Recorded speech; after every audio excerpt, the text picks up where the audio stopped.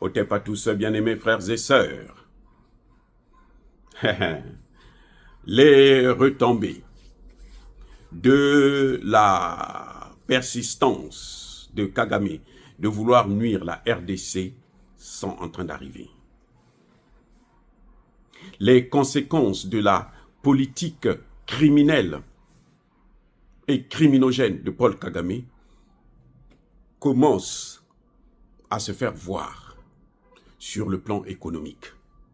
Vous n'allez jamais entendre parler de ça sur RFI, sur France 24, sur TV5 Monde, et sur toute la pacotille des médias mensonges, des médias de propagande, des médias criminels, des médias... Ben, Dieu merci, l'USAID a fermé. Et ce sont eux les premières victimes. Ce sont elles, ou un média, non, ce sont eux les premières victimes. Les amis, c'est grave au Rwanda. La situation économique est catastrophique. Je répète, la situation économique du Rwanda est catastrophique. Incroyable mais vrai. Vous avez ça? Pourquoi je dis ça? Monsieur Paul Kagame vient d'augmenter les taxes, les prix de tous les produits rwandais, y compris les denrées alimentaires, les produits alimentaires de première nécessité. Tout est parti à la hausse. Question. À combien on évalue cette hausse? Vous allez tomber des nues, vous n'allez pas croire. Les amis, 60%. Hey, 60%. Ça, ce sont les conséquences. Là, le Rwanda n'a pas encore eu des sanctions. Les amis, c'est pour ça que Kagame préfère mourir dans cette guerre que d'arrêter la guerre. Je reprends.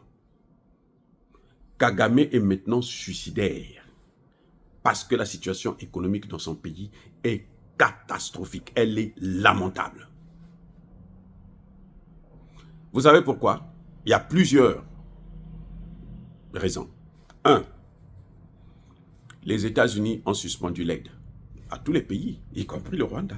Si l'aide est suspendue pour tous les pays, donc l'aide pour le Rwanda aussi est suspendue, les amis. L'aide pour le Rwanda est comment? Suspendue. Ça, c'est 1. 2. L'Union européenne, les Anglais, là, la Grande-Bretagne, a demandé au Rwanda, c'est ce projet-là, des réfugiés qui doivent venir au Rwanda, là. C'est comment? C'est à arrêter. On dit stop avec ça. Et on demande au Rwanda de faire quoi? De rembourser. 3. Le projet qu'ils ont de ravitaillement, d'achat de matières premières, ça ne marche pas. Avec cette guerre-là, les matières premières ne sortent plus. Ça devient de plus en plus difficile que ça puisse sortir. Les amis, la situation de la RDC là, est en train de mettre à genoux le Rwanda. Le Rwanda a vécu sur les minerais du sang pendant 30 ans. Ce sont les minerais du sang qui ont fait que le Rwanda puisse arriver à ce niveau où le tourisme est fréquent, et ainsi de suite. L'autre élément, mais c'est la fin du tourisme. Il y a l'insécurité au Rwanda aussi. Les Occidentaux rappellent leurs ressortissants. Tout ça, ça crée une crise économique gravissime au Rwanda. Donc les Rwandais qui sont en train de venir à Brazzaville, ils ne vont plus jamais repartir. Monsieur Sassou Nguesso, il faut savoir, vous n'avez pas de visa, donc ils peuvent venir et s'installer. Ils ne vont plus repartir parce que chez eux, là, il n'y a plus rien. Ceux qui sont en train de rentrer au Congo démocratique, là, ils ne vont plus repartir parce que chez eux, là, il n'y a plus rien. Kagame a vendu les terres rwandaises aux Occidentaux. Ils ont besoin des gens, des pays qui vont accueillir les Rwandais. Fin de citation.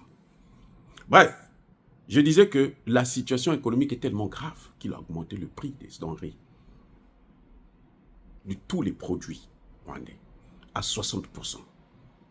Le Rwandais ne pourra plus prendre la bière. Or, un Rwandais sans la bière, les amis, les amis, c'est grave, hein? Un Rwandais sans la bière. J'ai travaillé dans la région pour les Nations Unies. Je connais ce que c'est. On m'a dit que, vous savez, s'il y a la guerre, quand j'arrive le premier jour, on me dit, si la guerre éclate ici, il faut aller là-bas. J'ai dit, mais le grand mur là, c'est quoi? Ça, c'est le mur de l'usine qui fabrique la bière. Je dis, mais pourquoi vous me dites, je vais aller faire quoi? Aller boire la bière là-bas? Il dit, non, parce que c'est le seul endroit qui n'a pas été touché par les deux parties, par les belligérants. Aucune balle n'a touché ce mur-là, parce que ça, c'est trop important pour ces populations-là, dans la zone là, Rwanda-Burundi. Les amis, vous interdisez à un Rwandais de prendre la bière. Mais vous êtes le tuer, les amis.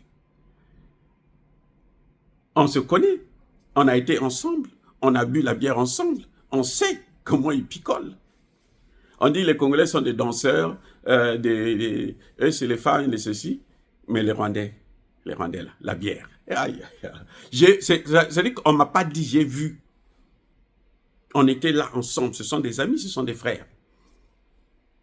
Même si, bon, ils se comportent maintenant comme des criminels. Bon, que voulez-vous? Mais ce sont quand même nos frères. Même s'ils ne se sentent pas africains. Ils pensent qu'ils sont des sionistes. Ce n'est pas un problème.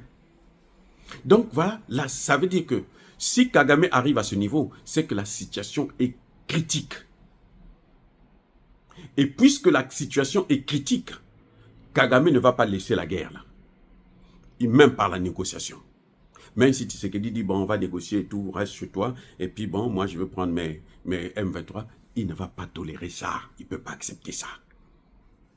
Ce n'est que Tshisekedi qui doit changer, comme j'ai déjà dit, de partenaire. Je le répéterai tant que je pourrai. Changer de partenaire pour que équilibrer les forces et donner plus d'avantages à la RDC, au FARDC et au Wazalendo. Voilà le seul secret. Parce que par la négociation, ça ne pourra pas s'arranger. Soyez bénis, abondamment bénis par le Dieu des Kémites et par nos ancêtres angélisés. Mais que tous ceux qui persécutent le continent africain, le pillent et le déstabilisent, qu'ils soient noirs, blancs, chinois, arabes, juifs, indiens, qui qu'ils soient punis, maudits, foudroyés, neutralisés, écrasés, effacés par le Dieu des Kémites et par nos ancêtres angélisés. Vive l'Afrique éternelle, j'ai dit et j'assume.